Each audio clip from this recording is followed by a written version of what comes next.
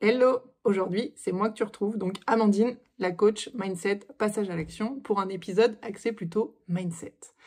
En fait, ce matin, j'avais des actions à faire pour aller envoyer des messages sur Instagram à des personnes, en fait, pour leur proposer, les inviter à rejoindre le challenge qu'on est en train d'organiser en ce moment avec Claire. Et ce matin, j'étais pas forcément dans un bon mood, et du coup, ça m'a donné une idée. Je me suis dit, mais tiens, si je partageais à nos auditeurs, en fait, les clés que je mets en place d'un point de vue mindset quand je suis dans cet état-là, parce que je pense que ça peut vraiment vous aider. Donc voilà. Mais avant ça, attention, on n'a pas fait évoluer la technique, non, depuis la semaine dernière, donc jingle. Bienvenue dans Débridé, le podcast qui révolutionne le monde du cheval. Alors, donc aujourd'hui, je vais vous partager 3 clés plus une d'un point de vue mindset, puisque, eh bien, donc, comme je vous le disais, ce matin, je me suis levée, j'étais pas forcément dans un bon mood, alors j'avais une énergie plutôt basse. Alors oui, pour les gens qui me connaissent et qui ont l'impression que j'ai toujours une énergie très haute, eh bien non, il y a des jours aussi où je suis dans une énergie plus basse. La différence peut-être c'est que je le repère assez vite et du coup je mets en place des choses qui me permettent, si j'en ai besoin, de venir faire remonter mon énergie pour pouvoir passer à l'action quand j'ai des objectifs. La première clé, c'est justement de checker son énergie. Pour ça, je pense que c'est important régulièrement dans la journée, en fait, de faire une sorte d'arrêt sur image et de se dire, ok, là vraiment, à l'instant T, comment je me sens? Comment est mon énergie? Quelles sont mes pensées? Vers quoi sont orientées mes pensées? Au niveau émotionnel, comment je suis? Pour les gens qui vont un peu plus loin, il y a l'exercice de body scan que vous pouvez faire, mais c'est parfois un petit peu plus complexe parce qu'on peut être un petit peu coupé de son corps au départ.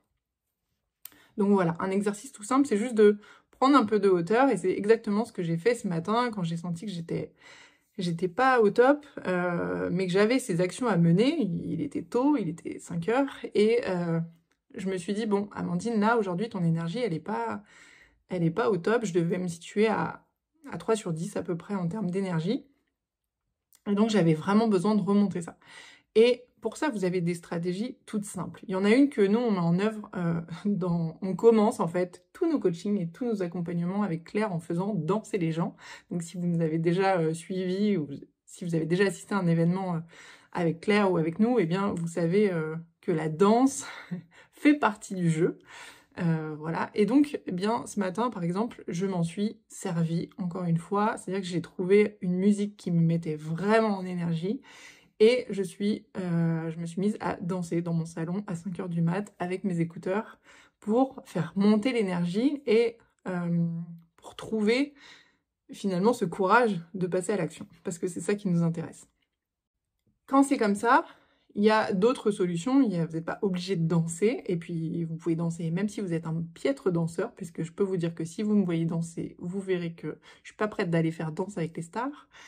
Mais du coup, il y a d'autres solutions. Moi, selon les jours, parfois, j'ai besoin de venir me reconnecter à de la gratitude. Parfois, je vais faire des exercices d'écriture. Voilà, j'ai différentes solutions pour faire monter mon énergie. Ce que j'ai fait aussi ce matin, c'est que quand j'ai déposé ma fille à l'école, ensuite, je suis allée courir un petit peu. Je n'avais pas fait de sport cette semaine parce qu'on a eu une grosse semaine très chargée avec l'organisation de cet événement qui est un des 4 gros événements qu'on va organiser cette année. Donc autant vous dire que c'est beaucoup de boulot, c'est une charge mentale importante et j'ai pas pris le temps en fait cette semaine, et ce matin je l'ai payé. Donc eh bien j'ai fait un break à 8h30 et je suis allée courir, et d'ailleurs ça m'a fait le plus grand bien puisque c'est en allant courir que j'ai eu l'idée de ce podcast où je me suis dit mais tiens Amandine, ce que tu vis là, en fait il faut que ça serve à d'autres. Donc voilà, c'est comme ça que je me retrouve à vous partager ça. Ensuite, autre clé, c'est le fait de rester focus. C'est de savoir sur quoi vous allez porter votre attention. Parce que, eh bien, des fois, on peut être tenté, en fait, de s'éparpiller, de faire plein de choses en même temps. Typiquement, ce matin, si je m'étais pas observée, si j'avais pas observé mes pensées, je me serais laissée distraire. J'aurais fait certainement plein d'autres choses que celles que j'avais à faire réellement. Et donc, j'aurais fait des choses qui, finalement, m'éloignaient de mon objectif.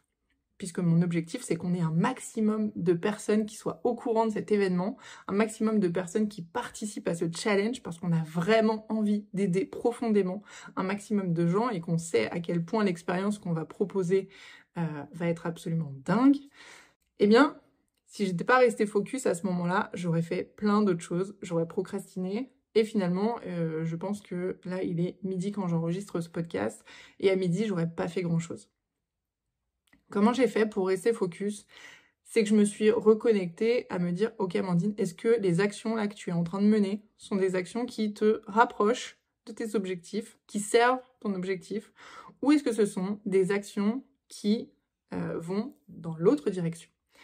Voilà, donc j'avais bien évidemment commencé par faire d'autres choses qui m'éloignaient.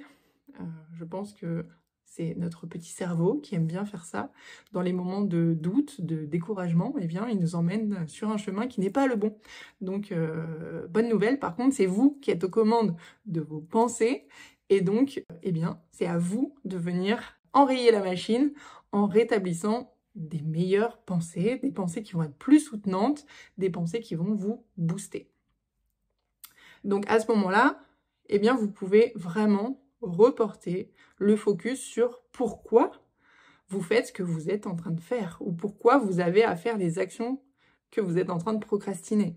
Et là, direct, vous allez sentir qu'il y a une énergie qui change. Donc ça, pareil, ça vous remet en énergie et ça vous permet de garder le focus pour la troisième clé qui est le passage à l'action. Alors moi, je vais vous bassiner la tête avec ça, c'est clair, parce que je crois profondément que le passage à l'action, on est obligé en fait. Si on veut que notre vie change, si on veut pouvoir atteindre la vie de nos rêves, et qu'aujourd'hui on n'y est pas encore, eh bien, ce qui nous sépare en fait des deux, c'est des décisions, et notamment la décision de passer à l'action. Parce qu'on est responsable de ça en fait. Et on a peu de choses finalement sur lesquelles on peut vraiment agir, hormis justement travailler sur notre mindset, travailler sur les connaissances, toutes les stratégies. Et puis ensuite, une fois qu'on a tout ça, faut passer à l'action en fait. Et peut-être que ça grince un peu quand je vous dis ça, parce que si vous êtes du genre à procrastiner, peut-être que vous n'allez pas aimer entendre ça, mais d'avance, je suis désolée et je vous le dis avec le cœur grand ouvert et vraiment dans le but de vous aider.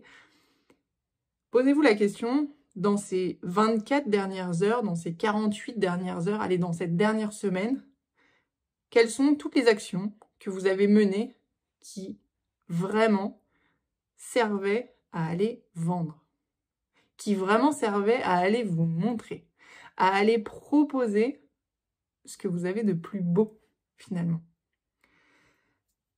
Pour ça, je crois que ce qui peut aider à passer à l'action, c'est déjà de ne pas être focus sur l'objectif en lui-même. Typiquement, sinon on est focus sur l'objectif du nombre d'inscrits qu'on veut, on est vite découragé. Parce que forcément, ça va jamais assez vite, c'est jamais comme on veut, on a des galères.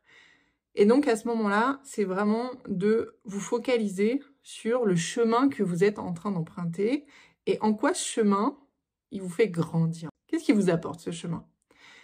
Et une fois que vous vous reconnectez à ça, c'est un pas après l'autre. Quelle action? Quelle est la plus petite action? Sans doute que vous connaissez déjà les 4 P, le plus petit pas possible. Moi, j'ai découvert ça quand j'ai commencé à faire de la CNV. Et ce truc a quand même si j'ai une capacité assez grande à passer à l'action, ce truc m'a quand même bien aidé parce que dans des moments très inconfortables, comme celui d'aller vendre, ça va être intéressant de juste se dire « Ok, c'est quoi la plus petite action que je peux faire?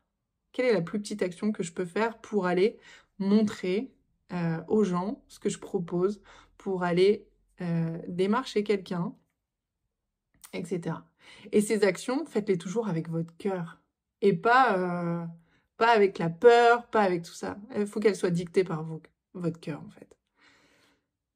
Voilà. Et puis, une fois que vous mettez une fois que vous avez ces trois piliers, on va dire, un peu mindset, il y en a plein d'autres hein, que je pourrais rajouter, mais là aujourd'hui, c'est ceux qui m'ont aidé moi ce matin en fait à me reconnecter. Et du coup, c'est ceux-là que j'ai envie de vous partager et que je pense qu'ils peuvent vous aider.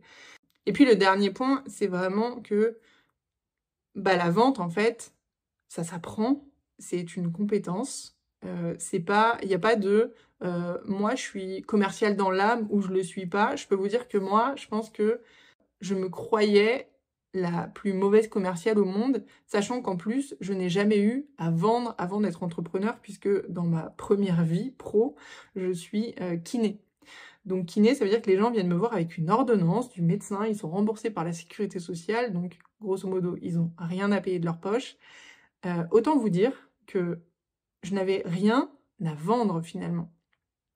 Je proposais des soins que je réalisais avec tout mon amour, mais je n'avais jamais de démarche de vente à faire. Donc quand je suis arrivée dans le monde, quand j'ai débarqué dans le monde de l'entrepreneuriat, ça m'a paru une montagne absolument, comment vous dire, infranchissable. Je me suis dit, mais moi, et Claire s'en rappelle sûrement, parce que plusieurs fois, je lui ai dit, mais Claire, mais moi, je sais pas comment je vais faire, en fait, pour aller vendre. Je n'ai jamais fait ça de ma vie, en fait. Je ne sais pas faire ça. Et la rencontre avec Claire, elle a quand même clairement tout changé, puisque déjà, moi, j'avais vraiment l'image des vendeurs, vous voyez, le vendeur de tapis, quoi. Le mec qui est capable de vous vendre un truc dont vous avez même pas besoin.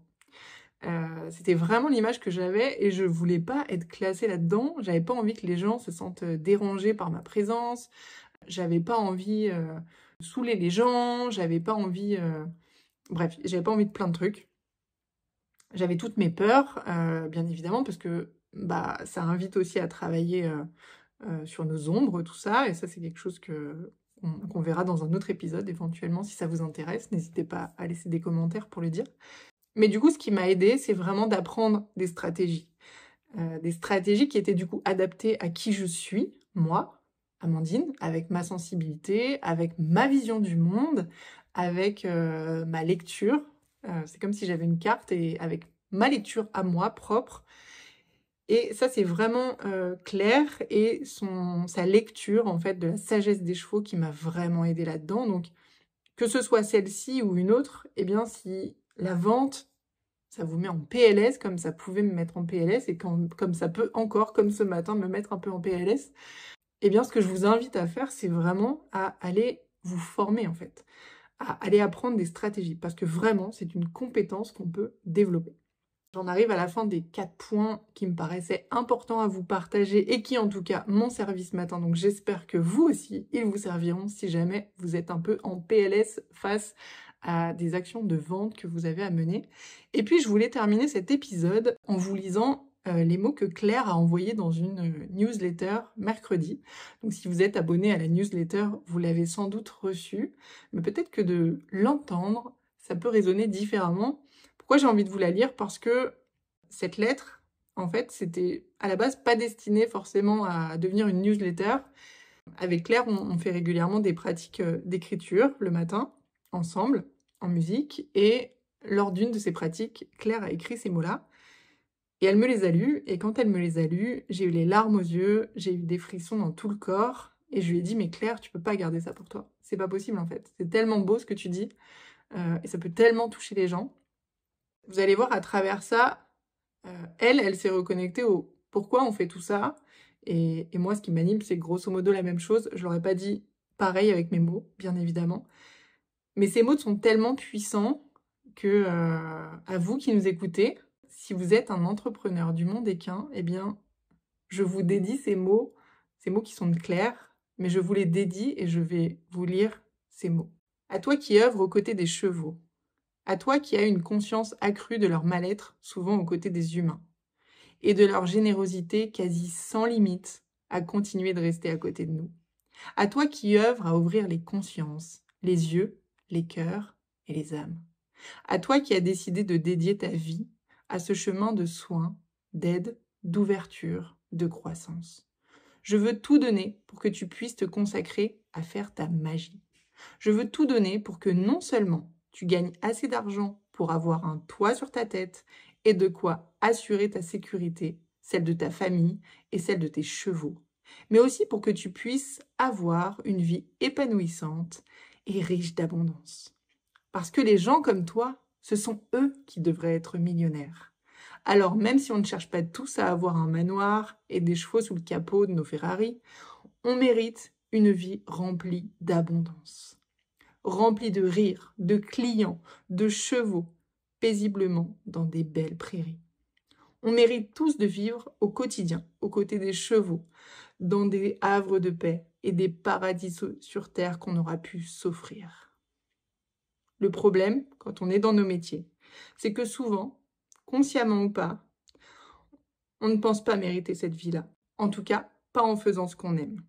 Mais ce que tu fais a une telle valeur. Tu transformes le monde. Tu changes des vies humaines et animales. Tu guéris les blessures. Tu soignes. Tu élèves. Tu transmutes. Ton métier est tellement important. En réalité, il vaut tout l'or du monde. Voilà pourquoi nous, avec Claire, on fait ce qu'on fait. Et c'est notamment pour ça qu'on organise en fait du 19 au 23 février, pour ceux qui ne sont pas encore au courant. Bon, a priori, on le diffuse partout, donc j'imagine que vous êtes déjà au courant, mais si c'est pas le cas, on organise un challenge pour se réconcilier avec la vente en s'inspirant de la sagesse des chevaux, pour permettre à chaque entrepreneur, en 4 jours de challenge, de se réconcilier avec la vente, de gagner en confiance en lui sur la capacité que c'est possible de vivre la vie de ses rêves, en fait, de vivre de sa passion, et voire même peut-être montrer que c'est possible de prendre du plaisir à aller vendre quand on est connecté vraiment profondément aux gens, qu'on est profondément connecté à son cœur. Voilà, donc si jamais c'est pas déjà fait et que tu as envie de t'inscrire, eh bien le lien va être mis juste sous la description. En attendant, je te souhaite une très belle semaine et je te dis à la semaine prochaine, très certainement en compagnie de Claire. À très bientôt!